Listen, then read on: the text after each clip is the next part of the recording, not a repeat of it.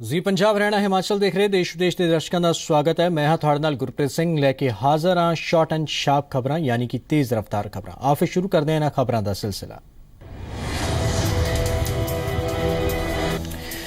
VP Singh Badnore ने पंजाब के राज्यपाल वजों चुकी सौं। पंजाब हरियाणा हाईकोर्ट के चीफ जस्टिस SJ वजीफदार ने ग्रहण करवाई सौं। मुख्यमंत्री प्रकाश सिंह बादल भी रहे मौजूद।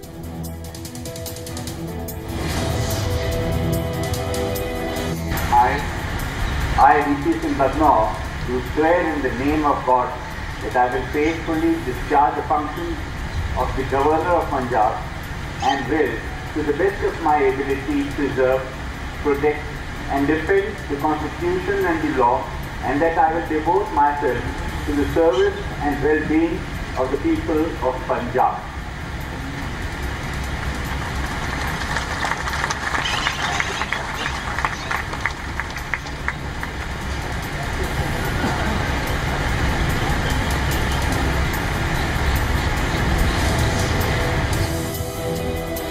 पंजाब के DGP सुरेश अरोड़ा ने शाम 7 बजे सदी सारे जिलों के SSPs की मीटिंग। पंजाब के कानूनी हालातों पर हो सकती है चर्चा। पंजाब BJP की तिरंगा यात्रा की खटकड़ कलां तो हुई शुरुआत। माधोपुर च होवेगी समाप्ति। सूबा BJP प्रधान विजय सांपला कर रहे हैं यात्रा की अगवाई।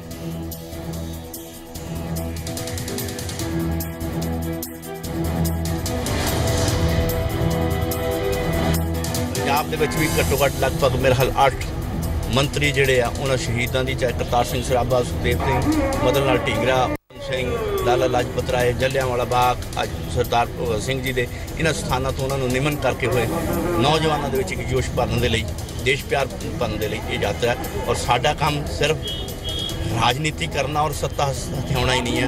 देश के प्रति साढ़े की कर्तव्य है, एक आदमी के की कर्तव्य है, उहदे भी प्रति साढ़ा जिहड़ा फर्ज सी उसनूं अदा कर रहे हैं। ਜਿਹੜਾ ਇੱਧਰ ਰੂਟ ਮੈਪ ਤਿਆਰ ਕੀਤਾ ਗਿਆ ਹੈ ਕਿਹਾ ਜਾ ਰਿਹਾ ਕਿ ਰੂਟ ਮੈਪ ਜਿਹੜਾ ਉਹੀ ਹੈ ਜਿਹੜਾ ਕਿ BJP ਜਿਹੜੀ ਕਨਸਟੀਟੂਐਂਸੀ ਉਹਨੂੰ ਟੱਚ ਕਰਦਾ ਹੋਇਆ ਨਿਕਲਦਾ ਕਿ ਦੇਖੋ ਇਸ ਤਰ੍ਹਾਂ ਦੀ ਮੇਰਾ ਖਿਆਲ ਇਸ ਤਰ੍ਹਾਂ ਦੇ ਮੀਡੀਆ ਦੇ ਵਿੱਚ ਸੋਚ ਨਹੀਂ ਉੱਭਰਨੀ ਚਾਹੀਦੀ। ਔਰ ਇਹ ਸੋਚ ਪਹਿਲਾਂ ਵੀ ਮੈਨੂੰ ਸਵਾਲ ਕੀਤਾ ਗਿਆ, ਸੋਚ ਗਲਤ ਔਰ ਘੱਟੋ ਘੱਟ ਮੀਡੀਆ ਦੇ ਵਿੱਚ ਸੋਚ ਨਹੀਂ ਆਉਣੀ ਚਾਹੀਦੀ। ਕਿਉਂਕਿ ਜਿਸ ਸਥਾਨ ਤੋਂ ਅਸੀਂ ਸ਼ੁਰੂ ਕਰ ਰਹੇ ਹਾਂ ਇੱਥੋਂ BJP ਇਲੈਕਸ਼ਨ ਨਹੀਂ ਲੜਦੀ। ਇਸ ਤੋਂ ਬਾਅਦ ਮਾਲਪੁਰਾ ਉੱਥੋਂ ਅਸੀਂ BJP ਨਹੀਂ ਲੜਦੀ, ਚੱਬੇਵਾਲ BJP ਨਹੀਂ ਲੜਦੀ, ਸ਼ਾਮ ਚੁਰਾਸੀ BJP ਨਹੀਂ ਲੜਦੀ। ਇਹ ਸੋਚ ਜਿਹੜੀ ਗਲਤ ਹੈ, ਇਹਦੇ ਨੌਜਵਾਨਾਂ ਦੇ ਵਿੱਚ ਇੱਕ ਊਰਜਾਪਨ ਔਰ ਦੇਸ਼ ਭਗਤੀ ਦੀ ਲਹਿਰ ਹੈ, ਇਹਦੇ ਨਾਲ ਰਾਜਨੀਤੀ ਨੂੰ ਜੋੜ ਕੇ ਇਹਨੂੰ ਦੇਖਣਾ ਹੀ ਨਹੀਂ ਚਾਹੀਦਾ। हिसार विच भी कड्डी गई तिरंगा यात्रा। केंद्रीय कैबिनेट मंत्री संजीव बालियान ने की यात्रा की अगवाई। बोले देश के शहीदों और उन्होंने बलिदान को याद करना है तिरंगा यात्रा का मकसद। हरियाणा के मुख्यमंत्री मनोहर लाल की PM मोदी नाल मुलाकात। PM ने स्वीकार किया स्वर्ण जयंती के मौके पर 1 नवंबर को हरियाणा आने का न्योता। कुरुक्षेत्र के 6 दिसंबर तो 10 दिसंबर तक गीता जयंती के मौके पर होगा कौमांतरी प्रोग्राम। हरियाणा का स्वर्ण जयंती वर्ष चूँकि 1 नवंबर से हम लोग कार्यक्रम शुरू कर रहे हैं, तो हमने प्रधानमंत्री जी को पत्र लिखा हुआ था। आज उनसे डिटेल में बातचीत होने के बाद ऐसा प्रधानमंत्री जी ने माना है कि 1 नवंबर को जब इस स्वर्ण जयंती के कार्यक्रम होंगे उस दिन 1 नवंबर को हरियाणा में जिस भी स्थान पर कार्यक्रम होगा वो आने की उन्होंने सहमति अपनी दे दी है। पिंजौर का जो HMT है उस HMT के लिए कोई ना कोई सलूशन निकाला जाए कि वो बहुत समय से HMT के कर्मचारी कठिनाई में हैं। उस पर भी उन्होंने सहानुभूतिपूर्वक विचार करने के लिए और कैबिनेट मीटिंग में बहुत जल्दी उस विषय को लेकर के आएंगे और उसका कोई ना कोई विचार उस पर करने के लिए उन्होंने अपनी सहमति जताई है। हमने जो अपने यहाँ IT इनिशिएटिव्स लिए थे उन सब IT इनिशिएटिव्स की मैंने चर्चा करके उनको बताया है और जिसका हरियाणा प्रदेश को करोड़ों रुपए का लाभ हुआ है। खासतौर पर पेंशन के मामले को लेकर या हमने केरोसिन मुक्त हरियाणा बनाने की जो बात की है उसको विषय को लेकर के भी बहुत उत्साहित थे और हमने ये घोषणा की है, बताया उनको कि मार्च 2017 तक हरियाणा को हम केरोसिन मुक्त कर देंगे। हमारी जो स्थानांतरण नीति अध्यापकों की बनाई गई है ट्रांसपेरेंट, उस विषय पर भी मैंने उनसे चर्चा करके सब बताया, उससे भी बहुत उत्साहित थे।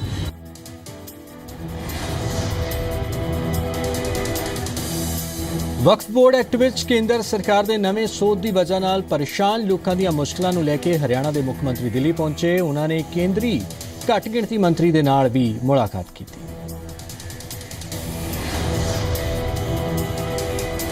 ਮੁਲਾਕਾਤ ਦੇ ਦੌਰਾਨ ਮੁੱਖ ਮੰਤਰੀ ਖੱਟਰ ਨੇ ਸੂਬੇ ਦੇ ਲੋਕਾਂ ਦੇ ਇਤਰਾਜ਼ ਨੂੰ ਕੈਬਨਿਟ ਮੰਤਰੀ ਨਕਵੀ ਦੇ ਸਮਕਸ਼ ਰੱਖਿਆ। ਉਹਨਾਂ ਨੇ ਉਮੀਦ ਜਤਾਈ ਹੈ ਕਿ ਜਲਦੀ ਹੀ ਮੁਸ਼ਕਲ ਦਾ ਹੱਲ ਕੱਢ ਲਿਆ ਜਾਵੇਗਾ।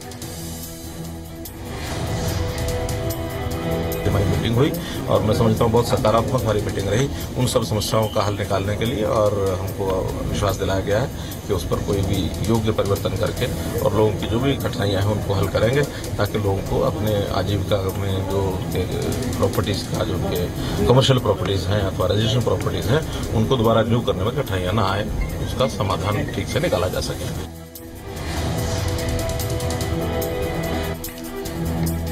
ਕੇਂਦਰੀ ਘੱਟ ਗਿਣਤੀ ਮਹਿਕਮੇ ਦੇ ਮੰਤਰੀ ਮੁਖਤਾਰ ਅੱਬਾਸ ਨਕਵੀ ਨੇ ਕਿਹਾ ਕਿ ਹਰਿਆਣਾ ਸਰਕਾਰ ਜੇ ਜ਼ਮੀਨ ਉਪਲਬਧ ਕਰਵਾਉਂਦੀ ਹੈ ਤਾਂ ਮੰਤਰਾਲਾ ਸੂਬਾ ਸਰਕਾਰ ਦੇ ਨਾਲ ਕਈ ਪ੍ਰੋਜੈਕਟ ਸ਼ੁਰੂ ਕਰ ਸਕਦਾ ਹੈ।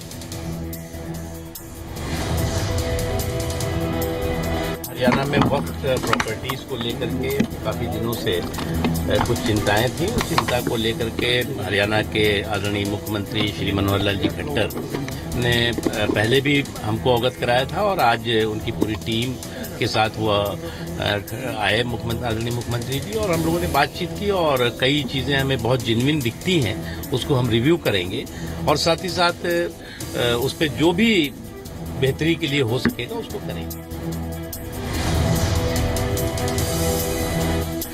ਹਰਿਆਣਾ ਦੇ ਸਾਬਕਾ ਮੁੱਖ ਮੰਤਰੀ ਓਮ ਪ੍ਰਕਾਸ਼ ਚੌਟਾਲਾ ਅਤੇ ਉਹਨਾਂ ਦੇ ਪੁੱਤਰ ਅਜੇ ਸਿੰਘ ਚੌਟਾਲਾ ਨੂੰ ਪੈਨਸ਼ਨ ਮਾਮਲੇ ਵਿੱਚ ਵਿਧਾਨ ਸਭਾ ਤੋਂ ਵੱਡੀ ਰਾਹਤ ਮਿਲੀ ਹੈ। ਵਿਧਾਨ ਸਭਾ ਸਕੱਤਰ ਆਰ.ਕੇ. ਨਾਂਦਲ ਨੇ ਦੋਹਾਂ ਨੂੰ ਮੰਨਿਆ ਪੈਨਸ਼ਨ ਦਾ ਹੱਕਦਾਰ ਕਿਹਾ। ਹਾਈ ਕੋਰਟ ਦੇ ਹੁਕਮਾਂ ਤੇ ਦੋਹਾਂ ਧਿਰਾਂ ਦੀਆਂ ਦਲੀਲਾਂ ਸੁਣਨ ਤੋਂ ਬਾਅਦ ਲਿਆ ਫੈਸਲਾ। हिमाचल विधानसभा के मॉनसून इजलास के पहले दिन पास होया GST bill. CM Virbhadra Singh बोले यूपीए सरकार ने मेहनत नाल तैयार किया सी बिल, हिमाचल ते घट होवेगा करोड़ां दा बोझ।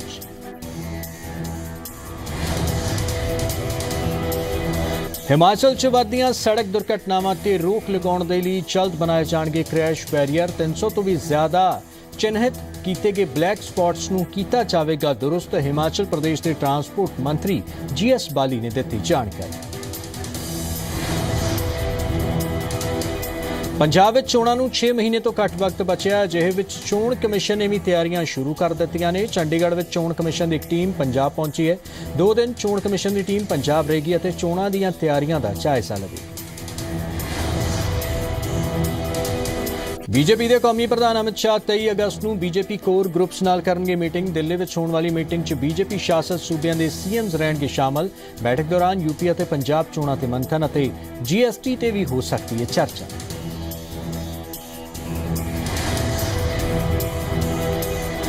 वादी दे हालात ते प्रधानमंत्री नरेंद्र मोदी नाल जम्मू कश्मीर के विरोधी आगुआं ने की मुलाकात। प्रधानमंत्री नूं दिता मंग पत्र। उमर ने दस्सिया चंगे माहौल विच होई गलबात।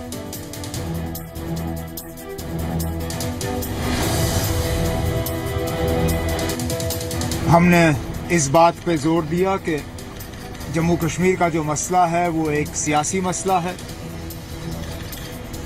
वक्तन फ़वक्तन इस तरह के हालात बन जाते हैं, लेकिन अगर सियासी तौर इनका हल खोज के निकाला नहीं जाता तो बार बार हमसे यही गलती होगी, यही छूट होगी। वज़ीर आज़म साहब ने भी अपनी जगह इस चीज़ को तस्लीम किया है कि सिर्फ डेवलपमेंट में ही इन मसलों का हल नहीं।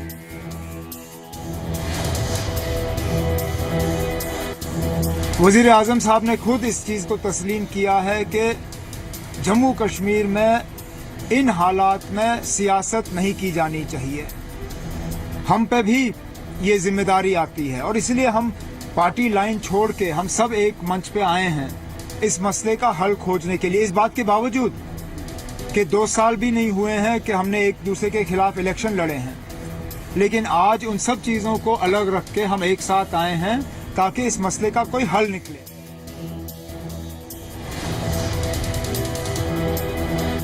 वादी विच दहशतगर्दी साजिश नाकाम। बारामूला विच दहशतगर्दी ठिकाने तो बरामद किए गए भारी मात्रा विच हथियार और गोला बारूद।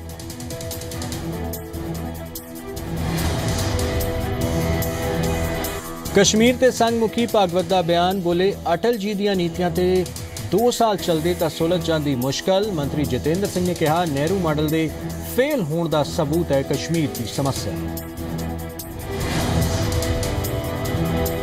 ਅਫਗਾਨਿਸਤਾਨ ਨੂੰ ਭਾਰਤ ਦਾ ਇੱਕ ਹੋਰ ਤੋਹਫਾ। ਕਾਬੁਲ ਵਿੱਚ ਮੁੜ ਤੋਂ ਬਣੇ ਸਟੋਰ ਪੈਲੇਸ ਦੇ ਉਦਘਾਟਨ ਸਮਾਗਮ ਵਿੱਚ ਪ੍ਰਧਾਨ ਮੰਤਰੀ ਨੇ ਵੀਡੀਓ ਕਾਨਫਰੰਸਿੰਗ ਦੇ ਜ਼ਰੀਏ ਲਿਆ ਹਿੱਸਾ। ਅਫਗਾਨਿਸਤਾਨ ਨੇ ਭਾਰਤ ਨਾਲ ਦੋਸਤੀ ਨੂੰ ਦੱਸਿਆ ਇਤਿਹਾਸਕ।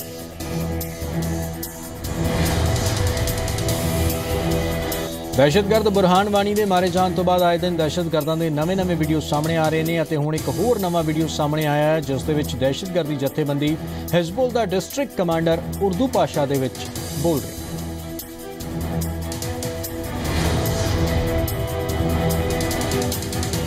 ਕਾਂਗਰਸ ਦੇ ਆਗੂ ਸੁਨੀਲ ਜਾਖੜ ਨੇ ਸੂਬਾ ਸਰਕਾਰ ਤੇ ਲਗਾਇਆ ਮਹਿੰਗੀ ਬਿਜਲੀ ਖਰੀਦਣ ਦਾ ਇਲਜ਼ਾਮ। ਬੋਲੇ ਸੂਬਾ ਸਰਕਾਰ ਨੇ ਨਿੱਜੀ ਘਰਾਣਿਆਂ ਨੂੰ ਪਹੁੰਚਾਇਆ ਫਾਇਦਾ, ਮੌਨਸੂਨ ਇਜਲਾਸ ਵਿੱਚ ਚੁੱਕਾਂਗੇ ਮੁੱਦਾ।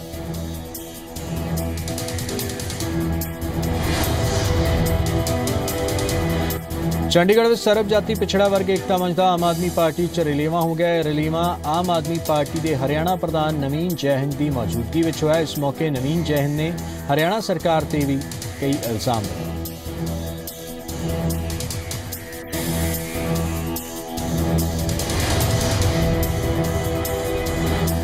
ਪੰਜਾਬ ਅਤੇ ਹਰਿਆਣਾ ਹਾਈਕੋਰਟ ਤੋਂ ਸਾਬਕਾ ਐਸਪੀ ਸਲਵਿੰਦਰ ਸਿੰਘ ਨੂੰ ਰਾਹਤ। ਸਲਵਿੰਦਰ ਸਿੰਘ ਦੀ ਗ੍ਰਿਫਤਾਰੀ ਤੇ ਫਿਲਹਾਲ ਰੋਕ। ਸਲਵਿੰਦਰ ਸਿੰਘ ਤੇ ਦਰਜ ਹੋਇਆ ਰੇਪ ਦਾ ਮਾਮਲਾ ਹਾਈਕੋਰਟ ਤੋਂ ਮਿਲੀ ਅਗਾਊਂ ਸਮਾਂ।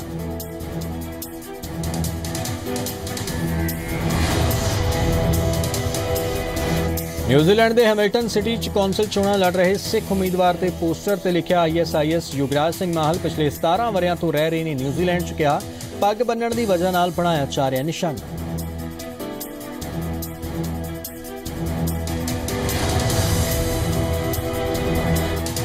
ਮਲੇਰਕੋਟਲਾ ਦੀ ਪੇਪਰ ਮਿਲ ਵਿੱਚ ਫਟਿਆ ਬੋਇਲਰ, 2 ਦੀ ਮੌਤ, 21 ਜ਼ਖਮੀਆਂ ਨੂੰ ਹਸਪਤਾਲ 'ਚ ਕਰਵਾਇਆ ਗਿਆ ਦਾਖਲ।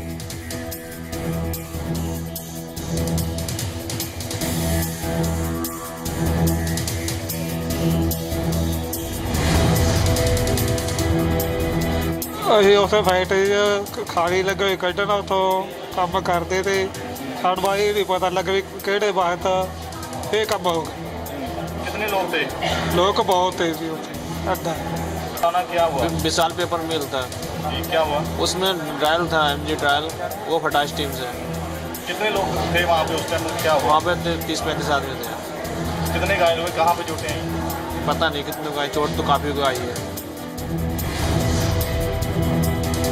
ये अनफॉर्चुनेट इंसिडेंट हुआ जिसमें विशाल पेपर मिल जो है वहाँ पे ब्रॉयलर नहीं है, बेसिकली उनका एक मशीन का एक पुर्जा है जहाँ पे स्टीम वगैरह होता है उसमें, तो वो फटने की वजह से जो है करीब 22 लोग जो है पहले ज़ख्मी हुए थे, जिनमें से 2 जो है फिर मर गए। उनमें से 20 अभी ज़ख्मी हैं, जिनमें से 7 को हमने जो पटियाला राजेंद्र हॉस्पिटल है वहाँ पे रेफ़र किया हुआ है। और यहाँ पे जितने भी बाकी है जो मलेरकोटला के लोकल हॉस्पिटल में CHC में हमने एडमिट किए हुए हैं, उनका बिल्कुल देख रेख जो है सही तरीके से हो रही है और हम फॉलो अप कर रहे हैं कि ये किस वजह से हुआ और बाद में जो संबंधित डिपार्टमेंट है वो भी इस संबंध में अपनी कार्रवाई करें। PGI ਚੰਡੀਗੜ੍ਹ ਦੇ ਡਾਕਟਰਾਂ ਦੀ ਹੜਤਾਲ ਜਾਰੀ ਹੈ ਤੇ ਕੰਮਕਾਜ ਪੂਰੀ ਤਰ੍ਹਾਂ ਨਾਲ ਠੱਪ ਹੋ ਗਿਆ ਹੈ। ਮਰੀਜ਼ਾਂ ਅਤੇ ਉਹਨਾਂ ਦੇ ਪਰਿਵਾਰ ਵਾਲਿਆਂ ਦੀ ਪਰੇਸ਼ਾਨੀ ਵੱਧ ਗਈ ਹੈ। ਕਾਬਲੇ-ਗੌਰ ਹੈ ਕਿ ਕੱਲ੍ਹ ਇੱਕ ਪਰਿਵਾਰ ਨੇ ਡਾਕਟਰਾਂ ਤੇ ਲਾਪਰਵਾਹੀ ਦਾ ਇਲਜ਼ਾਮ ਲਗਾਉਂਦੇ ਹੋਏ ਡਾਕਟਰ ਦੀ ਕੁੱਟਮਾਰ ਕਰ ਦਿੱਤੀ ਸੀ, ਜਿਸ ਦੀ ਵਜ੍ਹਾ ਨਾਲ ਕੱਲ੍ਹ ਦੇਰ ਸ਼ਾਮ ਤੋਂ ਡਾਕਟਰ ਹੜਤਾਲ ਤੇ।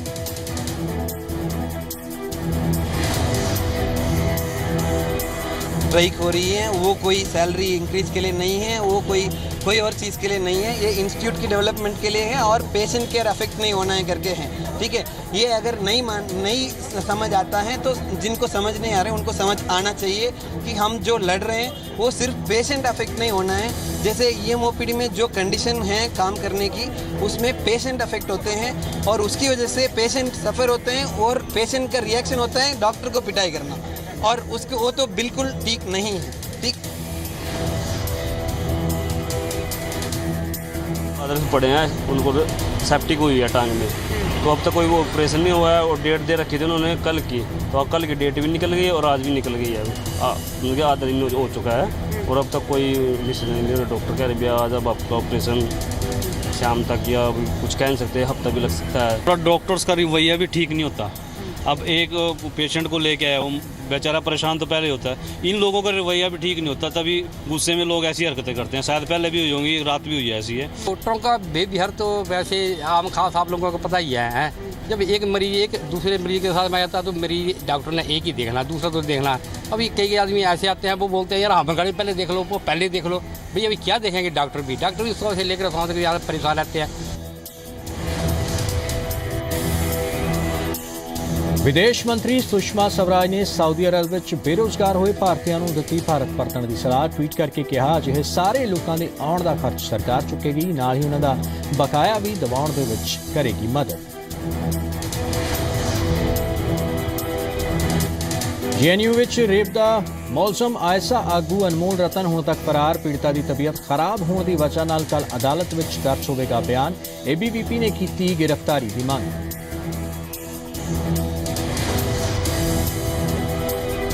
ਪਟਿਆਲਾ ਵਿੱਚ ਕੌਮੀ ਪੱਧਰ ਦੀ ਹੈਂਡਬਾਲ ਅਤੇ ਕਬੱਡੀ ਖਿਡਾਰੀ ਨੂੰ ਖੁਦਕੁਸ਼ੀ ਤੇ ਕਾਲਜ ਦੇ ਪ੍ਰਿੰਸੀਪਲ ਦਾ ਬਿਆਨ। ਬੋਲੇ ਕੁੜੀ ਡਿਪਰੈਸ਼ਨ ਦਾ ਸੀ ਸ਼ਿਕਾਰ, ਵਿਦਿਆਰਥਣ ਨੂੰ ਪਿਛਲੇ ਸਾਲ ਦਿੱਤੀਆਂ ਗਈਆਂ ਸਨ ਸਾਰੀਆਂ ਸਹੂਲਤਾਂ ਤਾਂ ਇਸ ਵਾਰ ਵੀ ਨਹੀਂ ਸੀ ਕੋਈ ਦਿੱਕਤ।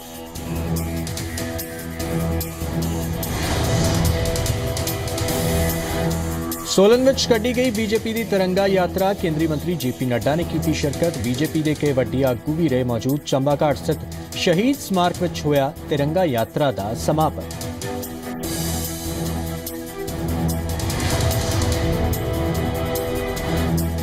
हरियाणा के रिटायर्ड पुलिस अफसर मुलाजमां के महा सम्मेलन में शामिल हुए डीजीपी केपी सिंह। रिटायर्ड मुलाजमां की तारीफ कहा तुहाडे कोल तजुर्बे की है कीमती तजुर्बा आने वाली पीढ़ियां नूं वंडिया जाए।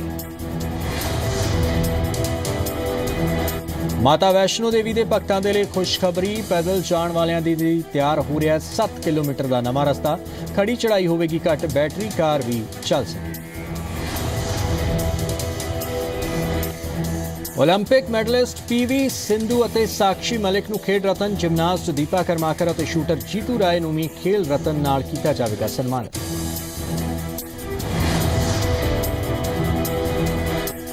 ब्राजील के रियो डी जनेरो में 16 दिन तक चले खेडों के महाकुंभ 31वें ओलंपिक का समापन हो गया। रियो के मारकाना स्टेडियम में ओलंपिक की क्लोजिंग सैरेमनी प्रबंधित की गई। सैरेमनी के दौरान ब्रॉन्ज मैडल जितने वाली रेसलर साक्षी मलिक ने भारतीय तिरंगा थामा।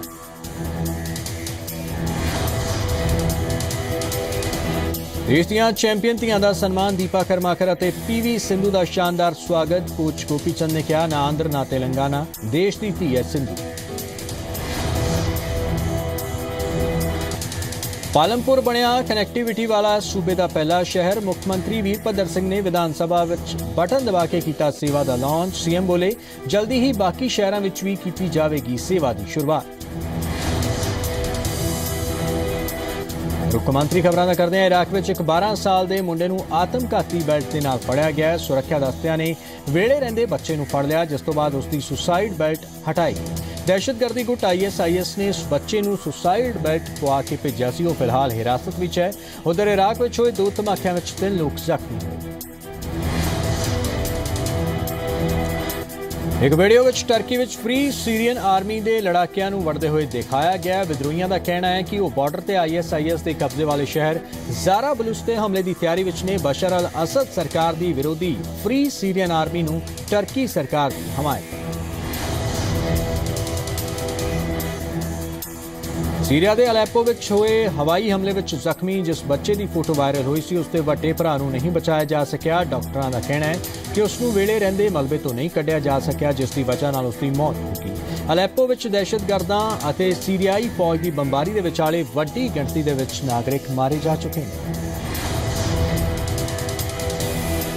तुर्की के गाजियान्टेप में एक विआह समागम में धमाके में मारे गए लोगों को वड्डी तादाद में श्रद्धांजलि दी गई। इस दहशतगर्दी हमले की फॉरेंसिक जांच हो रही है। उत्थे राष्ट्रपति तायब एर्डोगन ने हमले के लिए ISIS नूं जिम्मेवार दस्सिया।